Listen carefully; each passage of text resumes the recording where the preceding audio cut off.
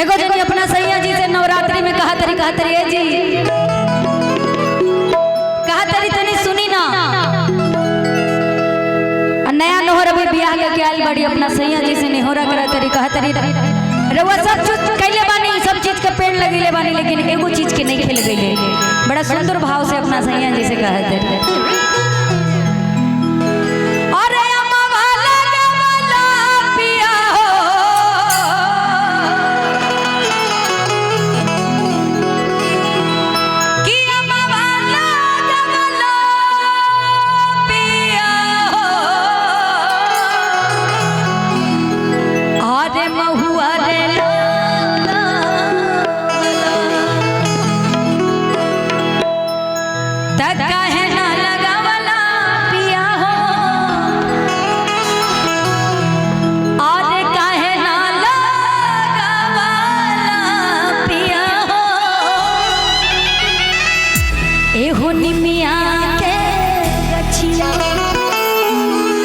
अच्छा ये गाना तो जितना लोग हमार दादी चाची की उम्र के बड़ी लोग, लेकिन अब एजा जे लड़का लोग बा, जे हमार युवा भाई लोग बा, उ लोग का सोचेला अरे बुलेट पे जाओ। अरे थोड़ा पेड़ वेड़ लगाइए भैया, अपने हिंदुस्तान से हरियाली गायब हो रही है कम से कम भक्ति भाव के माहौल में। अब बुलेटिया तो ठीक है बा, लेकिन ससुरा पेट्रोल भी बड़ा महंगा हो गई बा, तो कम से कम हमके मालूम रहे तू लोग का चाहता रहा, लेकिन अब ये गीत के बाद है ना अब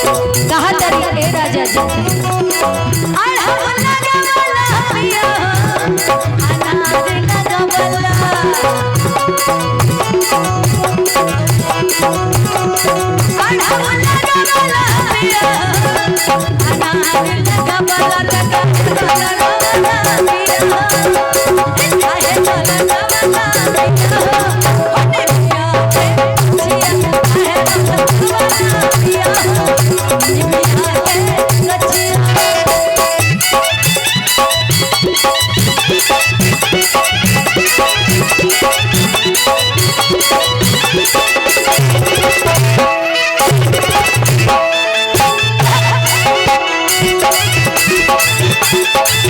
अच्छा भैया भैया भैया बड़ा प्यारा धुन बजाए इसी में क्या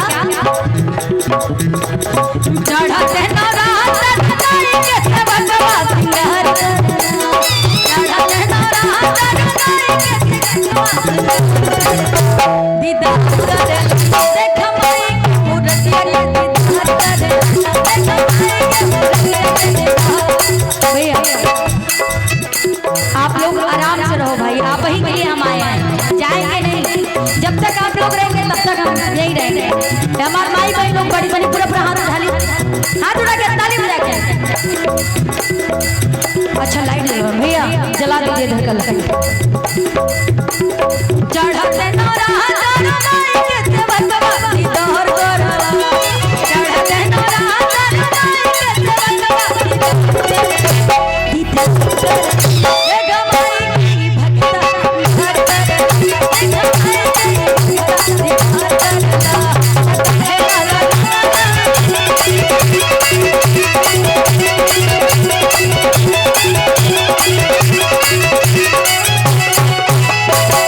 और कहा तारी ए जी निमिये हो आसन माई के निमिये